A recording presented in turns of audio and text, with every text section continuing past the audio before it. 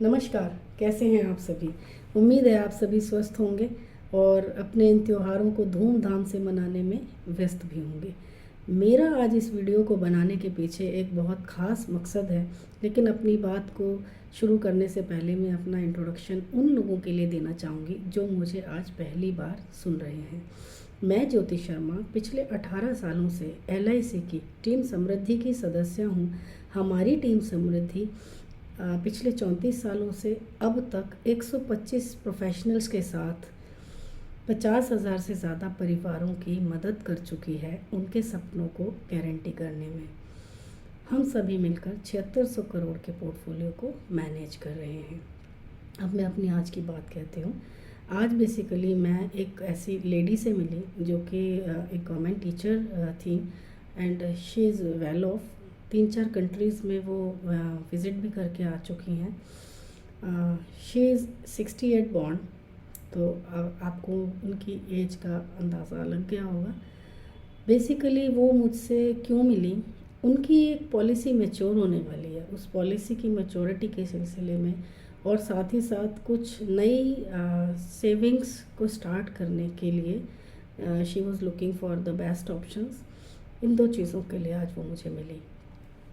जब उन्होंने अपनी उस मैच्योर हुई पॉलिसी को का लेटर मुझे दिखाया जो LIC से उन्हें आया था, तो वो दिखाते टाइम उन्होंने अपने सेंटिमेंट्स मुझसे शेयर किए, जो सुन के मुझे वही फील हुआ जो अक्सर मैं अपने क्लाइंट्स को समझाती हूँ। और काफ़ी कुछ लोग तो समझ लेते हैं, लेकिन काफ़ी कुछ लोग नहीं भी उस बात को समझ पाते।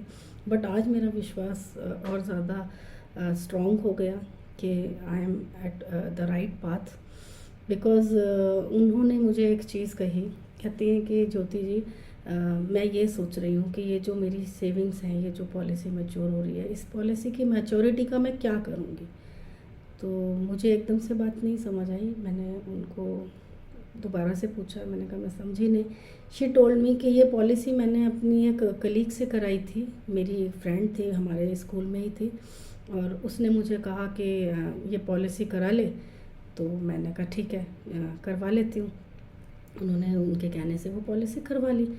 शी टोल्ड मी कि उसने मुझे ये कहा पॉलिसी करा ले, मैंने करा ली। अगर वो मुझे ये बताती कि भाई कितने की करा ले या कितने की करानी चाहिए, क्योंकि आज जो मुझे मैच्योरिटी इस पॉलिसी से मिलने वाली है वो उस पॉलिसी उस मैच्योरिटी का मैं क्या करूँगी, क्योंकि बहुत ज़्यादा अमाउंट नहीं था। बहुत साल पुरानी वो पॉलिसी थी और कोई 50,000 उसका सम एश्योर्ड था, तो उससे क्या उसको मिलेगा। बट उसने इस चीज़ को ज़रूर रियलाइज़ किया, जो सुन के मुझे खुशी हुई कि अगर मेरे को सही समय पर, उस समय जब मैंने ये कराई थी, उस समय अगर ये बताया गया होता कि भाई किसी ने मेरे लिए ये एक्सरसाइज करी होती कि मुझे कितने पैसे उस समय चाहिए होंगे जब मैं रिटायरमेंट के आसपास की एज में होंगी, और उतने पैसों के लिए मुझे कितने पैसे अब से बचाने की ज़रूरत है, कितने रुपए बचाने की ज़रूरत है, अगर ये बताया गया होता तो मैंने वो कर लिया होता।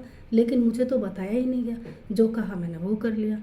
तो लेकिन हमारे डिस्कशन में एक चीज़ ज़रूर निकल के आई कि ठीक है, हम अपने रिश्तेदारों या हम अपने जो कलीग्स हैं, अपने फ्रेंड सर्कल में हम ये चीज़ करते तो हैं कि ठीक है, किसी ने हमें कुछ कहा तो हमने कर लिया। बट हम ये ज़रूर देखें कि वो जो भी पर्सन है वो कितने प्रोफेशनल हैं, या हमें एक प्रोफेशनल कंसल्टेशन की ज़रूरत है तो हम किसी प्रोफेशनल से ज़रूर मिलें और अपने फाइनेंशियल पोर्टफोलियो को हम उसका मतलब फाइनेंशियल हेल्थ चेकअप ज़रूर कराएं, जो कि आज की डेट में मैक्सिमम लोग हमें ऐसे मिलते हैं जिन्हें कुछ पता नहीं होता कि क्या सेविंग्स हैं और क्या होनी चाहिए। और स्पेशली रिटायरमेंट प्लानिंग को तो बहुत से लोग इग्नोर करते हैं। मैंने रिटायरमेंट प्लानिंग और चाइल्ड फ्यूचर प्लानिंग में और कुछ चुनिंदा टॉपिक्स हैं फाइनेंशियल प्लानिंग के जिसमें मैंने स्पेशलाइजेशन किया हुआ है। बिजनेस इंश्योरेंस में NRI और FNIOs के लिए भी जो इन्वेस्टमेंट ऑप्शंस होते हैं, पॉलिसीज़ होती हैं, उसमें मैंने स्पेशलाइजेशन किया हुआ है। तो ये तो एक एस्पेक्ट था कि इनको मैडम को काफ़ी रिग्रेट था, शिकायत थी अपने कलीग से, अपने एजेंट से। लेकिन इसका एक और एस्पेक्ट भी था इस डिस्कशन का, वो और भी ज़्यादा इम्पॉर्टेंट है, जो मैं आप लोगों से शेयर करना चाहती हूँ कि शी टोल्ड मी कि आई हैव 2 चिल्ड्रन जो मैं उन्हें सजेस्ट करती, बट उन्होंने खुद इस चीज़ को रियलाइज़ किया। कहते हैं कि मैंने अपने बच्चों से इस बारे में बात करी, मैंने बच्चों को बताया, तो मेरे बेटे ने सीधा मुझे रिस्पॉन्ड ये किया कि मम्मा डू वन थिंग, आपसे जो गलती हुई अब उसका तो हम अभी कुछ नहीं कर सकते, लेकिन ये गलती अब हमारे से नहीं होनी चाहिए। आप ऐसा कीजिए हमारे लिए, आप इंडिया में, बेटा उनका यूएस में सेटल है और बिटिया उनकी जर्मनी में है, तो बेटे ने उनको बोला कि मम्मा आप हमारे लिए इंडिया में जो भी बेस्ट सूटेबल ऑप्शंस हैं वो स्टडी कीजिए और आप करवा दीजिए, जो भी ऑप्शन आपको लगते हैं सूटेबल वो आप हमारे लिए करवा दीजिए।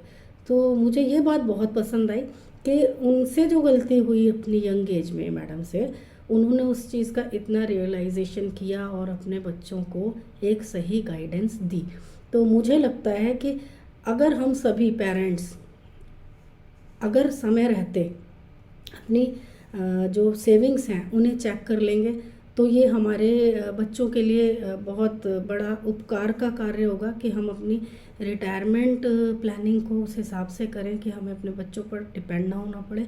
और साथ ही साथ अगर हम उन्हें इस तरह से गाइड भी कर सकें कि हमारे बच्चे भी अपने फ्यूचर के लिए अपनी यंग एज में अच्छे सेविंग्स कर लें, तो ये भी बहुत बड़ा काम है। और हम लोगों को, हम कंसल्टेंट्स को इस चीज़ से बहुत सपोर्ट मिलेगी, क्योंकि हमारी बहुत मेहनत लगती है आप सभी को ये बात समझाने में, और बहुत जगह तो हमें उतना रिस्पांस नहीं आता। जब हम किसी से भी कहते हैं, अपने क्लाइंट्स को हम ये समझाते हैं कि आपको कितनी नीड है, तो अक्सर लोग हमें पूछते हैं कि आप मिनिमम का बताइए, आप नीड छोड़िए, आप हमें मिनिमम का बताइए। ये हमारे लिए सबसे बड़ा एक प्रॉब्लम का एक विषय रहता है, क्योंकि ये समझाना बड़ा कठिन होता है। आप एक चीज़ को समझिए, LIC of India, Bharatiya Jeevan बीमा निगम, एक ऐसी संस्था है जिसे पूरे भारतवर्ष के पूरे जितने भी सेगमेंट्स हैं उन सभी को कवर करना है। तो LIC ने जो भी पॉलिसीज़ अपनी लॉन्च करी हैं वो इस हिसाब से करी है कि हर तबके का इंसान इस प्रोडक्ट को ले सके, गरीब से गरीब, अमीर से अमीर। तो जब हम मिनिमम की बात करते हैं, मैक्सिमम तो कोई पूछता नहीं है, मिनिमम की लोग बात करते हैं, और मिनिमम की जब पूछते हैं तो हमें मजबूरन बताना पड़ता है, और वो इतना कम अमाउंट होता है कि कुछ लोग उससे थोड़ा ऊपर चले जाते हैं। कोई ये जानने की कोशिश नहीं करता कि उसकी खुद की क्या नीड है। जैसे सपोज़ एक एग्जांपल देते हैं, मान लीजिए आज किसी का बच्चा 1 साल का है और उसको अपने बच्चे की शादी के लिए, बच्चे की शादी या एजुकेशन के लिए हम कह सकते हैं, प्लानिंग करनी है। तो सबसे पहले वो ये देखेंगे, हम चेक करते हैं कि भाई कितने साल के बाद उनके बच्चे की शादी होगी, एक अंदाज़ा लगाया जा सकता है, और उस समय उन्हें कितने रुपए की ज़रूरत होगी अपने बच्चे की शादी उस हिसाब से करने के लिए, जिस तरह की वो चाहते हैं या जिस तरह का उनके यहाँ पर कल्चर है। एक रफ़ आइडिया उसको हम आज की डेट में कैलकुलेट करेंगे कि आज 2022 चल रहा है, आज अगर उन्हें ऐसी शादी करनी होती तो उन्हें कितने रुपए की ज़रूरत होती। हम ये चीज़ पहले चेक करेंगे। उसके बाद हम देखेंगे कि हमारे पास कितना समय है उस बच्चे की शादी के लिए। अभी जैसे कि अभी मैंने बोला 1 साल का बच्चा है, तो शादी की एज ज़्यादातर 25-26 एक नॉर्मल एज है। आज की डेट में तो इससे भी ज़्यादा आगे जा रहे हैं बच्चों की शादी, बट हम 25-26 हम एक नॉर्मल एज पकड़ के चलते हैं कि 25 की एज में अगर शादी होती है तो इसका मतलब हमारे पास इस बच्चे के लिए 24 साल का समय है। तो 24 साल के बाद आज के जो भी एक एक्स अमाउंट, मान लीजिए किसी ने बोला 20 लाख रुपए या 30 लाख रुपए उसे आज चाहिए अपने बच्चे की उस तरह की शादी के लिए, तो 30 लाख रुपए आज के हम 24 साल के बाद कैलकुलेट करेंगे कि 24 साल के बाद वो 30 लाख रुपए कितने हो जाने वाले हैं। जो भी हम इन्फ्लेशन लेते हैं, जनरली हम 5% का इन्फ्लेशन लेते हैं, तो 24 साल के बाद की हमने जब फिगर निकाली, फिर हम ये चेक करेंगे कि उतना पैसा 24 साल के बाद हमारे पास आए, उसके लिए हमें आज से कितने रुपए हर महीने बचाने की ज़रूरत है। This is the right way of saving. अब यहाँ पर ये चीज़ आती है कि कई लोग ज़रूरत से ज़्यादा सिर्फ सपनों में जीते हैं, या वो फिगर्स को इतना ज़्यादा बढ़ा चढ़ा के बता देते हैं। वो भी एक, चलिए, बहुत बड़ा लंबा चौड़ा विषय नहीं है, बट एक बार अगर हमें ये समझ में आ गया कि हमारी क्या ज़रूरत है, हमें कितने रुपए बचाने की आज से ज़रूरत है, जब हमें ये चीज़ समझ में आ गई, तो फिर हमें एटलीस्ट ये जो हमारा माइंडसेट है, जो मेंटल ब्लॉकेज है, हमें इसे ब्रेक कर देना चाहिए। फिर हमें मिनिमम की नहीं सोचनी चाहिए। फिर हमें अपने बजट को एक बारी रीचेक करना चाहिए और हमें अपने इनकम, एक्सपेंसेस और कुछ ऐसे हमारे एक्सपेंसेस होते हैं जो कि हमारी लीकेज होती है, जो हमारे फालतू के ही खर्चे होते हैं। ये हर हर घर में, हर परिवार में, हर इंसान के साथ है। मैं भी अपना अगर चेक करने बैठूंगी, कुछ खर्चे निकलेंगे। तो जब मैं उन चीज़ों को एक साइड कर दूंगी, जब वो मेरे खर्चे साइड हो जाएंगे, तो मेरा बजट मैं थोड़ा सा बढ़ाने की कोशिश करूँगी।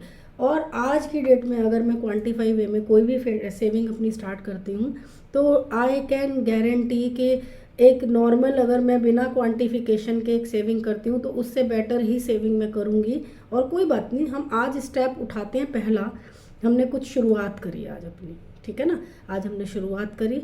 हम साल के बाद, 2 साल, 4 साल के बाद, जब भी हमें लगता है कि हमारी इनकम थोड़ी सी बढ़ी है, हमारे पास थोड़ा सा बफर आया है, या हमारे कुछ खर्चे हमने कंट्रोल कर लिए समय के साथ साथ, और हमारे पास कुछ ऐसा गैप और निकल के आया कि हम और कुछ अमाउंट सेव कर सकते हैं, तो हम अपने पोर्टफोलियो को वापस से अपग्रेड भी कर सकते हैं। ये भी ऑप्शन होती है। हमें कभी ये नहीं सोच के बैठना चाहिए कि यार मैंने तो कर लिया, मैंने तो बच्चे की एजुकेशन का कर लिया, या शादी का कर लिया उसका, और रिटायरमेंट का भी कर लिया।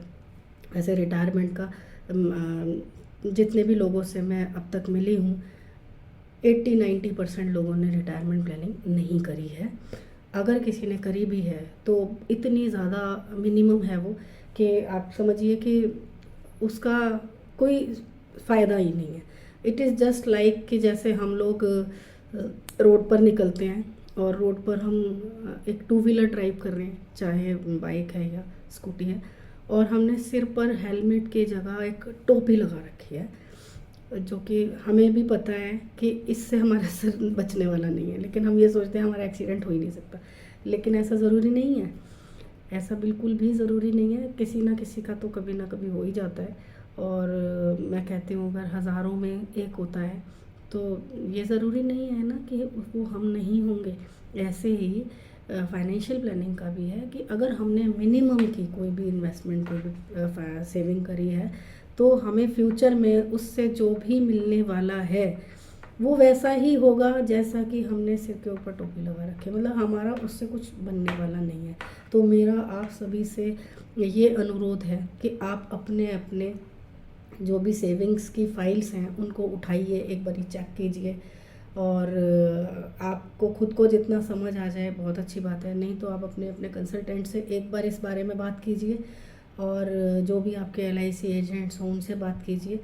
और अगर आपको उनसे बात करके मदद मिलती है अपने गोल्स को क्वांटिफाई करके उनको प्लान करने में, बहुत अच्छी बात है। लेकिन अगर कहीं से भी आपको ये लगता है कि आपको आप मेरे से संपर्क करना चाहते हैं इस सिलसिले में, तो आप मुझे भी कांटेक्ट कर सकते हैं। मुझे आप व्हाट्सएप के माध्यम से कांटेक्ट कीजिए, या नीचे दिए गए लिंक के ऊपर आप क्लिक करके मुझे कांटेक्ट कर सकते हैं। मैं पूरी कोशिश करूँगी आपकी मदद करने में के लिए। आपकी जो भी प्लानिंग होगी, आपके मतलब जो भी रिक्वायरमेंट्स होंगी, उन्हें पहले हम मेजर करेंगे और उसके बाद हम आपको सॉल्यूशन देंगे। तो आज के लिए बस इतना ही। आप सभी को नवरात्रों की एक बार फिर से बहुत बहुत शुभकामनाएं।